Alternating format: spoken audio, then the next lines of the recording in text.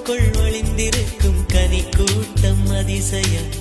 வண்ணத்து பூச்சி உடம்பில் ஓவியங்கள் அதிசயம். துணை செல்லும் காற்று மெல்லிசையாதல் அதிசயம். குருநாதர் இல்லாத குயில் பாட்டு அதிசயம்.